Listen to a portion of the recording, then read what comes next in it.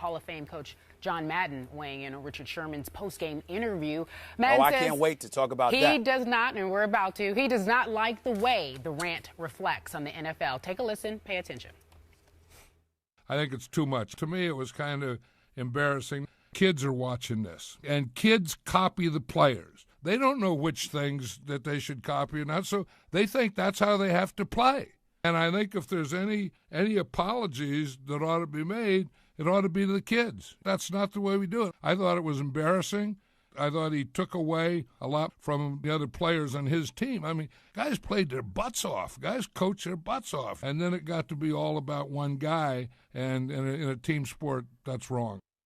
All right, he thought it was embarrassing and wrong. Stephen A., what do you make of Madden's comments? I didn't like it. I will preface my comments by saying nothing but profound respect for the illustrious career that John Madden has had. I respect and admire this man and the job that he has done. But I do have the right to respectfully disagree, and that is where I stand right now. Not so much in what he said, because remember, I was on the airwaves Monday, Skip, saying it was kind of classless what Richard Sherman did in personalizing his attack against Michael Crabtree. And I stand by that because I thought that was beyond the pale and that was overboard, and he should not have done that. Do I believe it ultimately took attention away from the team? Absolutely. But Skip Bayless, stay with me on this. This is where John Madden loses me. When he says it's not supposed to be about the player, it's supposed to be about the team. John Madden did Monday Night Football for years before he did Sunday Night Football. We know he's the best in the business when it comes to that. The man is an institution as far as I'm concerned. But I would ask John Madden a respectful question, and I do mean respectfully. Where were you saying that and complaining about one man getting the attention when it comes to Peyton Manning?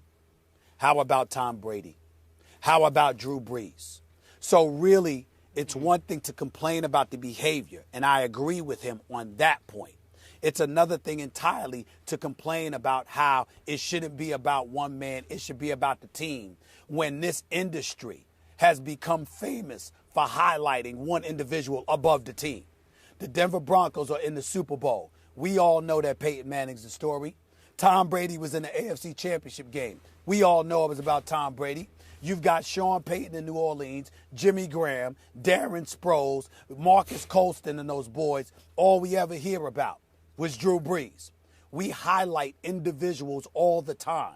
So suddenly when it's something that you don't like because it pertains to a level of selfishness on the part of Richard Sherman, you're going to complain about something that has been systemic, that I dare say John Madden has helped facilitate throughout the years in terms of highlighting the greatness and aiming the attention at one individual when there were 52 other dudes on the roster. Let's understand that he's complaining about how Richard Sherman conducted himself. He's right in complaining that the attention should not have been drawn away from the team in this way.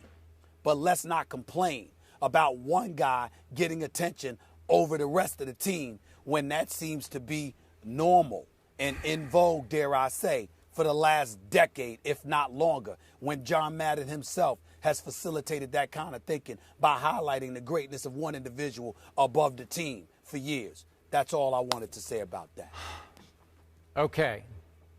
But in fairness, Peyton Manning, Tom Brady, Drew Brees did not do anything post-game to attract further attention to themselves, right? I agree. They let the commentators speak for them. They let their play speak, and then John Madden raved about them. And in the case of Brett Favre, he raved about him to a fault and drove people crazy. And it became almost a joke. Okay, I get all that. But to me, what John Madden is saying here illustrates the place from which I think a lot of parents and grandparents spoke from and maybe tweeted about on Sunday night. The whole idea of, please, Richard Sherman, you can't send the wrong message to our children because they care about what you do. They emulate you. They want to be you. So John Madden, and let me make it clear here for our younger viewers, Stephen A. Maybe this is even way before your time. John Madden coached one of the roughest, toughest football teams you will ever see in a Super Bowl. The 1976 Oakland Raiders, who beat the Vikings in Super Bowl 11, featuring, and you know him, Jack Tatum at safety. Has there ever been a bigger hitter than Jack Tatum? Never. I know Cam Chancellor will knock your brains out, but Jack Tatum struck fear into the hearts of the Vikings that day in that Super Bowl in Pasadena, I believe it was, because I was there. And I don't know if you remember the great Willie Brown, Hall of Famer, out on the corner. I'm not sure there's ever been a greater cornerback than Willie Brown. He started for that Raiders team. So remember, John's no milquetoast here. He's no, he's old school, but he's not vanilla when it comes to talking about this. So he's just saying, hey, the line he used, this is not the way we do this. And I appreciate that much. He's just trying to say, hey, Richard, there's a better way to do this.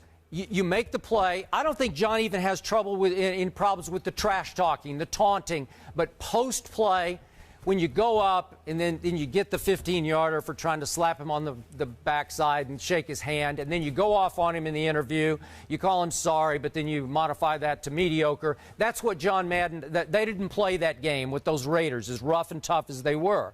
So I get it, because I said yesterday, this is coming from older school parent, grandparent perspective, and John was talking about his grandkids, how they're affected by Richard Sherman, and it bothers John. And you said, hey, it's not just white parents and grandparents, there are older school black parents and grandparents who feel exactly the same way. So I appreciated that he's illustrating that and representing that older school perspective here.